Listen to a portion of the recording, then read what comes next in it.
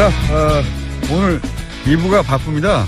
정청래 의원이 직접 나오시는 바람에 순서들이 다 줄어가지고, 자, 악마에서 언니로 바뀐 양지열 변호사님 나오셨습니다. 안녕하십니까. 네, 안녕하세요. 뭐 성전환도 아니고 그게 뭐예요? 악마에서 언니로 갑자기. 아니, 악마가 꼭 남성이라는 법이 있습니까?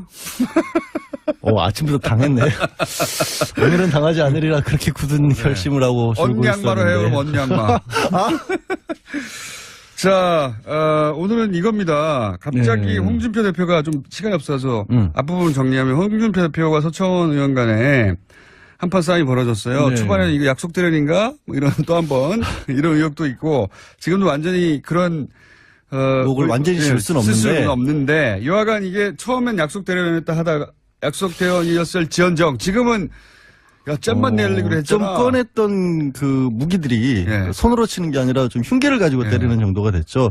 다른 게 아니라 홍준표 대표가 지금도 재판이 계속 중인데 상당히 많은 분들이 잊어먹기 쉬운데 그 성완종 리스트였죠. 2015년도에 고 경남기업 회장이 스스로 목숨을 끊으면서 남겼던 리스트에 한 사람이 이제 홍준표 대표고 1억 원을 줬다라는 내용이 있었고 여기까지 다 알아요. 다 알고 오케이. 그러면 왜 1심에서는 유죄가 됐는데 이게 이제 무죄가 2심에서 돼가지고 1심에서는 이렇게 대법원에 가 있자 지금 말이죠. 왜 지금, 일단 문제가 된 게 1심의 설명을 드리면 홍준표 대표가 그때 특별수사팀에서 그 몇 안 되는 기소 대상 중에 하나였던 이유가 증거들이 좀 나왔었는데 그 중에 대표적인 게 성완종 회장으로부터 돈을 받아서 전달해 줬다는 윤승모 씨 당시 경남기업 부사장이 돈의 전달자가 내가 있었던 줬다고. 거예요. 그리고 내가 돈 사건이 터지자마자 바로 이틀 뒤인가 인터뷰를 해서 사실 그런 일이 있었다고까지 고백도 해버립니다. 그렇기 때문에 특별수사팀도 바로 수사에 착수했고요. 그때 경남기업에서 9,400만 원 실제로 인출돼 있었고 그다음에 윤승모 씨의 부인이 그때 국회에 데려다 줬다라는 얘기도 있었고 가장 심각한 거는 홍준표 대표의 측근들이 이 윤승모 씨에게 전화를 걸어서 다른 사람이 받은 걸로 해라라는 식으로 회유했다는 녹취록까지 나옵니다. 그러니까 굉장히 많은 간접 증거들이 있었고 결정적으로 그때 일에 대해서 윤승모 씨도 상당히 자세하게 기억을 하고 있어서 성완종 고 회장이 남긴 녹취록도 증거 능력이 있고 신빙성도 있고 윤승모 씨의 얘기도 맞는 것 같다라고 해서 1심은 1년 6개월 유죄를 선고를 했고요. 그런데 항소심에 갔는데 다른 건 다 똑같아요. 다른 것도 똑같은데 이 윤승모 씨의 진술에 대해서 사실 1심 때부터 시도가 있었는데 계속 좀 기억이 완전하냐를 가지고 문제를 삼습니다. 4년, 5년 전이기 때문에 윤승모 씨도 그 얘기를 해요. 나도 잘 모르겠다, 어떤 거는. 이제 돈을 내가 어디 가서 전달했다는 건 알지. 예를 들어서 일시라든가 뭐 디테일에 좀 다른 부분이 있다. 그러니까 국회에서 법원에서 국회 현장 검증까지 가서 2011년도 그러니까 돈을 줬던 시점쯤에는 국회가 공사를 했다고 하는데 당신 그거 기억하고 있느냐.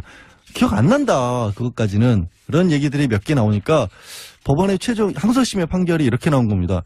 검찰에서 주장했던 부분에 대해서는 기억을 하고 있는데 나머지 부분에 대해서 기억을 잘 못하고 있는 걸로 봐서 이 사람을 잘 말을 믿을 수가 없다. 그러니까 이제 돈을 전달했다고 하는 당사자의 진술의 신빙성을 2심에서 문제 삼아서 무죄를 낸 겁니다. 그렇죠. 내용은 똑같아요. 뭔가 새로운 증거가 나왔다는 게 새로운 증거가 나온 게 아니라. 근데 제가 이제 이렇게 자세히 말씀드린 거는 주변 간접 증거들은 많은데 가장 직접적인 증거라고 꼽히는 진술이 뒤바뀐 게 아니라 그거를 믿을 수 있냐 믿을 수 없냐만 판단이 달라진 거예요. 그렇죠. 뭐 그건 이제 사법부가 판단을 했고요. 그래서 대법원에 갔는데 대법원은 증거를 안 따지니까 법리만 따지니까 여기서 근데 법리만 따졌을 때 지금 새로운 정황이 이제 등장한 거 아닙니까? 그러니까 이게 뭐냐면 국민의당 구용주 의원도 등장했고 서청원 의원도 등장해가지고 뭐 있다. 먼저 나온 게 순서도 이겠어요. 이거는 먼저 서청원 의원이 내가 당시에 홍준표 대표가 나에게 윤승모 씨 입을 다물게 해달라고 부탁했던 증거가 있노라 라고 얘기를 하니까 홍준표 대표가 맞받아쳤죠. 나 그거 4월 18일 날 전화한 거다. 이 4월 18일이 무슨 날이냐면 성완종 회장이 목숨을 끊은 게 4월 9일이에요. 그렇기 때문에 언론 인터뷰만 했었지 본격적인 수사나 재판이 있기 전이에요. 그러니까 언론 인터뷰에서 나는 재판 이루어지기 전에 왜 나갔고 그러냐고 항의한 거다. 뭐 신문사 하나 가가지고 왜 이상한 인터뷰하냐 이거를 항의를 했다라고 홍준표 대표는 반박을 했는데 거기까지가 1라운드고 갑자기 국감장에서 이용주 의원이 국민의당 이용주 의원이 내가 녹취록을 갖고 있노라. 그런데 거기에는 진술을 번복해달라고. 항소심에서 진술을 번복해달라고 요청을 했다라는 내용이 들어있다는 겁니다. 돈을 전달한 사람들, 예. 전달한 분의 진술을 번복해달라는 본인에 대한 구명 로비를 했는데 거기에 대한 녹취 파일인지 녹취록인지 뭔지는 뭔지는 모르겠어요. 모르겠어요. 예, 뭔지 그러면서 막 모르겠는데 있다라고 이제. 나는 갖고 있는데 왜 검찰은 안 갖고 있느냐라고 예. 또 검찰을 뜬금없이 쪼는데 이게 어디서 왔을까요? 그거 어디서 왔는지도 어떻게 여기서는 그걸 따질 일이 아닌데 저는 이제 보다가 너무 황당하죠. 어디서 왔을까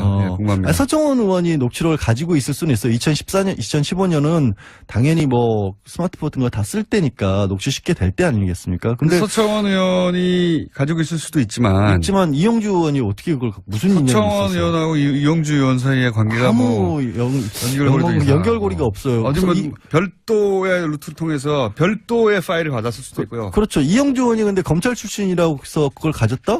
그럼 검찰이 가지고 있어야 되겠죠. 그게 안 나오는 검찰에서 나왔나? 아니면 근데 그게 만약 검찰에 있었는데 그거를 법정에 제출하지 않았다면 그것도 문제고요. 근데 여하가 있다는 거예요, 지금.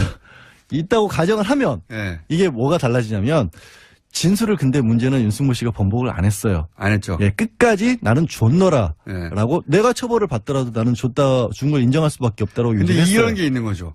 뭐냐면 홍준표 대표가 돈을 받은 게 사실이기 때문에 그 진술을 뒤집어 달라고. 그게 안 뒤집으면 왜 내가 해야 될 얘기를 다 하세요? 아, 그래요? 예. 하세요. 그러면. 아까 얘기했잖아요. 홍준표 대표의 측근들이 전화를 걸어서 다른 사람에게 줬다라고 진술을 해달라고 부탁한 내용이 있는데 네. 거기에 홍준표 대표 본인마저 그렇게 부탁을 했다라면 이건 아무래도 뭔가 캥기는 게 있으니까 이런 게 아니냐라고 심증을 가져갈 가능성이 그렇죠. 높아지는 거죠. 대법관들의 심증, 이거 돈 받은 거 맞는 것 같은데 하는. 그러니까 다시 한번 재판을 다시 한번 꼼꼼하게 따져봐라라고 예. 항소심으로 되돌려보낼 가능성이 생기는 파기환송할 거죠. 수 있다는 겁니다. 예. 아 근데 왜 이렇게 우리 국회의원들은 전부 다 법 이런 건 다 필요 없나 봐요. 이게 이 폭로를 한 사람들도 생각해 보면 이 법적으로 중요 사건의 증거가 될 수 있다는 걸 가지고 있다라고 하면서도 검찰에 내겠다는 얘기는 안 하시고. 아니, 그거는 이제 결정적으로 자기가 돋보일 때 혹은 이 국면이 이게 정치권이라는 게 정말 명백한 주장을 한 것 같은데 또 다른 정반대에서는 그게 말도 안 되는 주장이라는 걸 제법 그럴듯하게 주장해가지고 물타기가 되잖아요. 그러니까 결정적 국면에 등장하려고 하시는 거라고 봅니다. 이용주 의원이. 이렇게 사법적인 처리를 더 우선으로 해줬으면 좋겠고요. 그리고 서청원 의원 같은 경우도 만약에 그래서 변호사들이 안 되는 거예요. 뭘 안 돼요. 정치를 하면. 그래 정치 안 할게요. 법이 더 중요하지 지금. 하여튼 예, 그렇습니다. 나오긴 나올 거라고 보는데 별게 아닐 수도 있어요. 파일이 들고 사실 들어보면 별거 아닐 수도 있죠. 근데 어쨌든 초반부터 홍준표 대표가 그렇게 여러 번에 걸쳐서 전화를 했다면 지금 이용주 의원이 말이 사실이면 위기입니다. 두 번 전화를 한 거죠. 최소한. 최소한 2번 전화한 거잖아요. 그게 만약에 사실이라면 이용주 의원의 말이 그리고 실제 그런 물증이 있다면 홍준표 대표는 위기에 처하게 됩니다. 사법적인 걸 그러니까 사실 정우택 원내대표도 이거 대표 자리가 위험할 수도 있다라고 해서 살짝 발을 빼는 상황이 돼버렸잖아요. 지금. 양지열 변호사였습니다. 예, 고맙습니다. 3부에서 뵙겠습니다. 서청원 의원도 등장해가지고 뭐 있다. 먼저 나온 게 예. 순서도 이겼어요. 이거는 먼저 서청원 의원이 예. 내가 당시에 홍준표 대표가 나에게 윤승모 씨 입을 다물게 해달라고 부탁했던 증거가 있노라 예. 라고 얘기를 하니까 홍준표 대표가 맞받아쳤죠.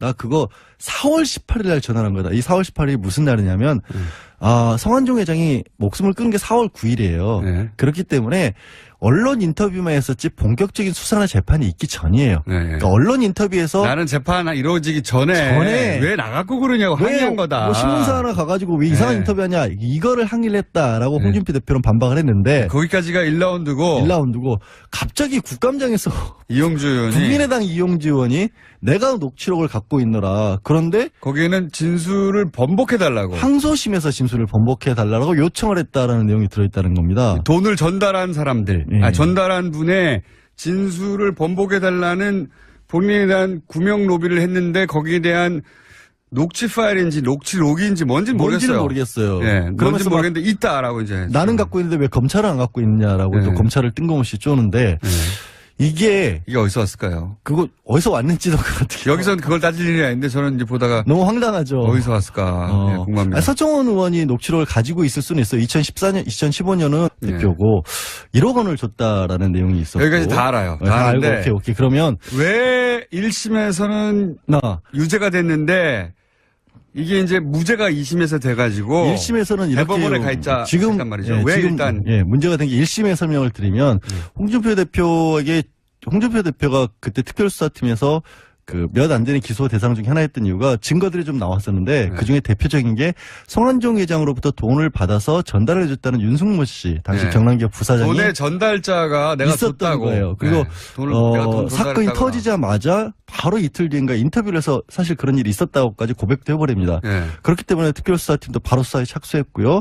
그때 경남기업에서 9,400만 원 실제로 인출돼 있었고 그다음에 윤승모 씨의 부인이 그때 국회에 데려다 줬다라는 얘기도 있었고 가장 심각한 거는 홍준표 대표의 측근들이 이 윤승모 씨에게 전화를 걸어서 다른 사람이 받은 걸로 해라라는 식으로 회유했다는 녹취록까지 나옵니다. 그러니까 굉장히 많은 간접 증거들이 있었고 결정적으로 그때 일에 대해서 윤승모 씨도 상당히 자세하게 기억을 하고 있어서 성완종 고 회장이 남긴 녹취록도 증거 능력이 있고 신빙성도 있고 윤승모 씨의 얘기도 맞는 것 같다라고 해서 1심은 1년 6개월 유죄를 선고를 했고요. 그런데 항소심에 갔는데 다른 건 다 똑같아요. 다른 것도 똑같은데 이 윤승모 씨의 진술에 대해서 사실 1심 때부터 시도가 있었는데 계속 좀 기억이 완전하냐를 가지고 문제를 삼습니다. 4년, 5년 전이기 때문에 윤승모 씨도 그 얘기를 해요. 나도 잘 모르겠다, 어떤 거는. 이제 돈을 내가 어디 가서 전달했다는 건 알지. 예를 들어서 일시라든가 뭐 디테일에 좀 다른 부분이 있다. 그러니까 국회에서 법원에서 국회 현장 검증까지 가서 2011년도 그러니까 돈을 줬던 시점쯤에는 국회가 공사를 했다고 하는데 당신 그거 기억하고 있느냐. 기억 안 난다. 그것까지는. 그런 얘기들이 몇 개 나오니까 법원의 최종 항소심의 판결이 이렇게 나온 겁니다. 검찰에서 주장했던 부분에 대해서는 기억을 하고 있는데 나머지 부분에 대해서 기억을 잘 못하고 있는 걸로 봐서 이 사람을 잘 말을 믿을 수가 없다. 그러니까 이제 돈을 전달했다고 하는 당사자의 진술의 신빙성을 2심에서 문제 삼아서 무죄를 낸 겁니다. 그렇죠. 내용은 똑같아요. 뭔가 새로운 증거가 나왔다는 게 아니라. 새로운 증거가 나온 게 아니라. 근데 제가 이제 이렇게 자세히 말씀드린 거는 주변 간접 증거들은 많은데 가장 직접적인 증거라고 꼽히는 진술이 뒤바뀐 게 아니라 그거를 믿을 수 있냐 믿을 수 없냐만 판단이 달라진 거예요. 그렇죠. 뭐 그건 이제 사법부가 판단을 했고요. 그래서 대법원에 갔는데 대법원은 증거를 안 따지니까 법리만 따지니까 여기서 근데 법리만 따졌을 때 지금 새로운 정황이 이제 등장한 거 아닙니까? 그러니까 이게 뭐냐면 국민의당 이용주 의원도 등장했고 당연히 뭐 스마트폰 같은 거 다 쓸 때니까 녹취 쉽게 될 때 아니겠습니까? 근데 서청원 의원이 가지고 있을 수도 있지만 이용주 의원이 어떻게 그걸 무슨 인연이 있었어요? 서청원 의원하고 이용주 의원 사이의 관계가 뭐 연결고리가 없어요. 어디 뭐 별도의 루트를 통해서 별도의 파일을 받았을 수도 있고요. 그렇죠. 이용주 의원이 근데 검찰 출신이라고 해서 그걸 가졌다? 그럼 검찰이 가지고 있어야 되겠죠. 그게 안 나오는 검찰에서 나왔나? 아니면 근데 그게 만약 검찰에 있었는데 그거를 법정에 제출하지 않았다면 그것도 문제고요. 근데 여하가 있다는 거예요, 지금. 있다고 가정을 하면 이게 뭐가 달라지냐면 진술을 근데 문제는 윤승모 씨가 번복을 안 했어요. 안 했죠. 끝까지 나는 줬노라라고 내가 처벌을 받더라도 나는 준 걸 인정할 수밖에 없다라고 유지했어요. 근데 이런 게 있는 거죠. 뭐냐면 홍준표 대표가 돈을 받은 게 사실이기 때문에 그 진술을 뒤집어 달라고. 그게 안 뒤집어지면 왜 내가 해야 될 얘기를 다 하세요? 아, 그래요? 예. 하세요. 아까 얘기했잖아요. 홍준표 대표의 측근들이 전화를 걸어서 다른 사람에게 줬다라고 진술을 해달라고 부탁한 내용이 있는데 거기에 홍준표 대표 본인마저 그렇게 부탁을 했다라면 이건 아무래도 뭔가 캥기는 게 있으니까 이런 게 아니냐라고 심증을 가져갈 가능성이 높아지는 거죠. 대법관들의 심증 이거 돈 받은 거 맞는 것 같은데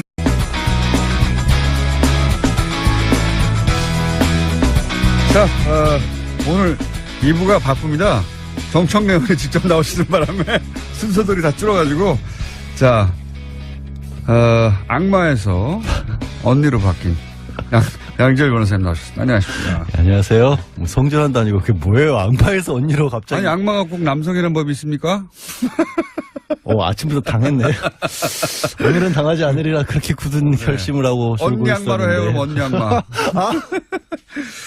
자, 오늘은 이겁니다. 갑자기 네. 홍준표 대표가 좀 시간이 없어서 앞부분 정리하면 홍준표 대표와 서청원 의원 간에 한판 싸움이 벌어졌어요. 네. 초반에는 이거 약속 대련인가? 뭐 이런 또 한 번 이런 의혹도 있고 지금도 완전히 그런 욕을 완전히 질 수는 없는데 여하간 이게 처음엔 약속 대련이었다 하다가 약속 대련이었을 지언정 지금은 야, 잼만 내려고 했잖아. 좀 꺼냈던 그 무기들이 예. 손으로 치는 게 아니라 좀 흉계를 가지고 때리는 정도가 됐죠.